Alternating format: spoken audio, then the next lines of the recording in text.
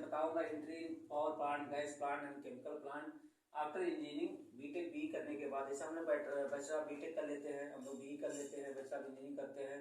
उसके बाद हमें अपने जॉब के लिए कैसे हमें प्लांट में, पावर प्लांट में, गैस प्लांट में, केमिकल प्लांट में हम जाके एंट्री मिले।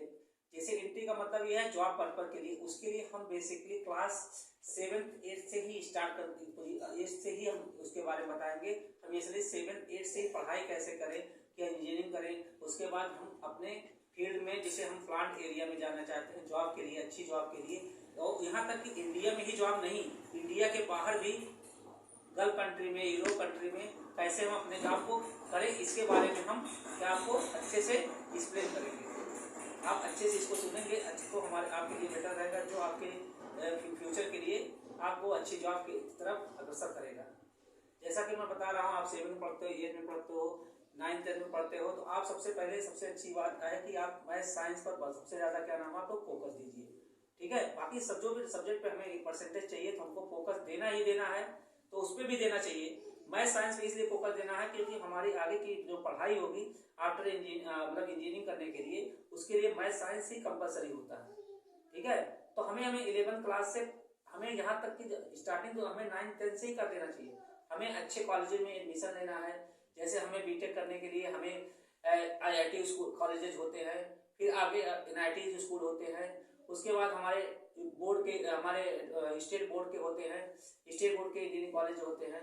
तो इसमें हम अगर एंट्री लेना है तो उसके लिए हमें पहले से ही अच्छी प्रिपरेशन करेंगे। तो हमें इंट्रेंस जो देते हैं आफ्टर 12th करने के बाद, 12th में अपेयरिंग में या 12th करने के बाद, तो उसके लिए आपको सबसे अच्छा ये रहेगा। तो आपकी मैथ और साइंस और केमिस्ट्री अगर अच्छी होगी तो हमारा जो एंट्रेंस होता है, ऑब्जेक्टिव क्वेश्चन जो आते हैं, इसी से तीनों सब्जेक्ट से बन के आते हैं।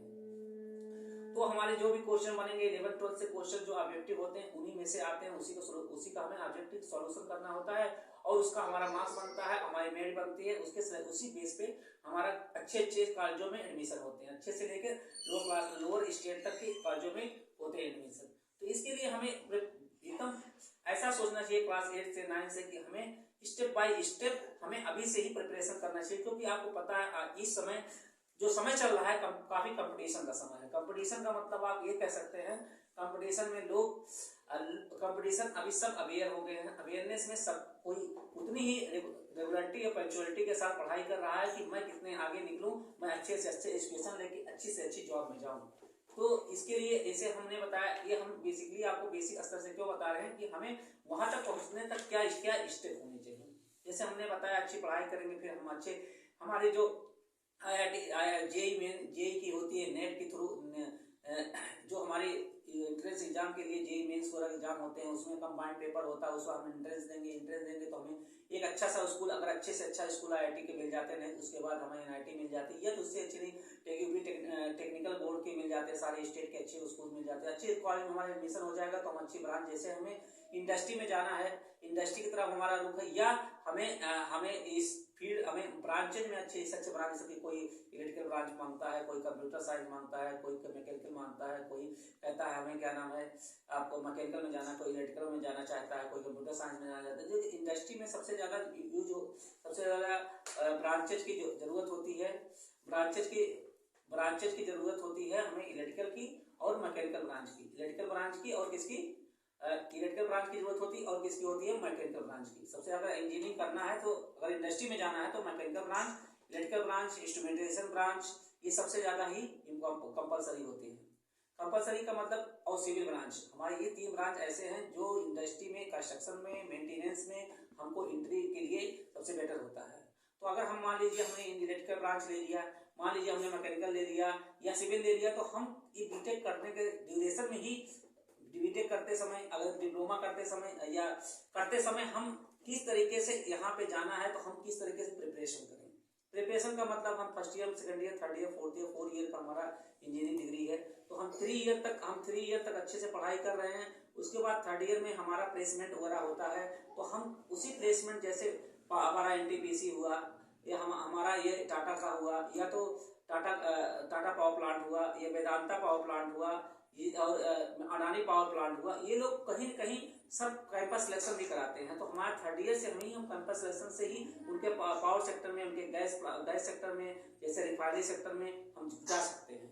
तो उसके लिए जाने उसे उसमें जा सकते हैं, तो हम उसमें एंट्री ले सकते हैं। एंट्री लेने में कोई दिक्कत नहीं है, तो वहां से ले सकते हैं। देखो कहीं हमें तो इंडिया की जॉब के लिए हो गया, हमने इंजीनियरिंग किया, हमारे वहाँ ऐसे हम थर्ड ईयर से थ्रू जा सकते हैं। अगर नहीं हमारा होता तो हम इंजीनियरिंग कंप्लीट कर लेते हैं, तो हम अपने बोर्ड जो हमारे बनाए गए हैं एल&टी कंपनी, जैसे हमारे बोर्ड है, अलग अलग बोर्ड है एल&टी कंपनी की, प्राइवेट सेक्टर में एल&टी कंपनी की है, टाटा की, वेदांता की है, अडानी पावर की है, इनके बोर्ड में, इनके साइट पे आप जाओगे तो इनकी वैकेंसी निकलती है, तो उस वैकेंसी पे आप अप्लाई करोगे, तो अप्लाई करने के बाद आपका एग्जाम जो भी होता है, उसके थ्रू इंटरव्यू होगा, आपका सिलेक्शन हो जाएगा, तो उसके थ्रू आप उनके पावर सेक्टर में या केमिकल प्लांट में, उनके गैस प्लांट में आप एंट्री कर सकते हो इंडिया में। और गवर्नमेंट सेक्टर के लिए आपके गवर्नमेंट सेक्टर में जैसे सबसे ज्यादा एनटीपीसी है। एमटेक बीटेक करने के बाद एमटेक के थ्रू भी होता है, उनका गेट के थ्रू एग्जाम देते हैं, तो वो उसके थ्रू होता है। बीटेक के में भी इनका एंट्रेंस एग्जाम होता है, उसके थ्रू भी उनके पावर प्लांट है, बीएचईएल है, एनटीपीसी है, सेल है, गेल है, जितने भी आपकी कंपनियां हैं, इसमें एंट्री मिल जाती है। तो हम बेसिकली बताना चाह रहे थे आउट ऑफ इंडिया जाने के लिए कैसे हम क्या नाम है करते हैं, प्रिपरेशन करते हैं। जैसे हमने सबसे फर्स्ट हमको इंडिया में सबसे पहले एक्सपीरियंस होना चाहिए।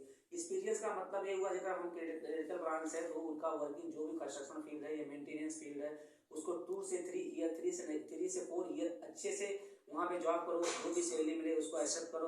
उसके बाद उसकी जॉब करते करते उसमें नॉलेज लो, कैसे ग्राइंड होते हैं, क्रिटिकल ब्रांच का कैसे काम होता है, केबल पुलिंग होती है, केबल ग्राइंड होता है, ग्राइंडेशन होता है, ट्रांसफार्मर इंस्टॉलेशन होता है। उसके बाद प्लांट का रनिंग पोजीशन में उसको मेंटेनेंस कैसे की जाती है। मेंटेनेंस में जैसे तुम्हारा क्या जनरेटर, जैसे आपका बॉयलर टरबाइन जनरेटर, ये सब वर्किंग है, पावर ग्रिड है, पैनल है, इस पे कैसे काम करते हैं, इसके बारे में हम अच्छे से 3 से 4 सालों में अच्छा एक्सपीरियंस लेते हैं। और कोशिश करते हैं कि थर्ड पार्टी के अंडर कंपनी में भी काम कर सकते हैं, मेन पार्टी में भी कर सकते हैं। जब हम करते हैं जॉब अपनी, तो उस समय हमको नॉलेज मिलती है, तो हम फिर अपने आप को पूरी कंप्लीटली हम प्रिपेयर हो जाते हैं, हमको हर एक चीज नॉलेज हो जाती है। तो फिर हम अप्लाई करते हैं किसके लिए, आउट ऑफ इंडिया के लिए।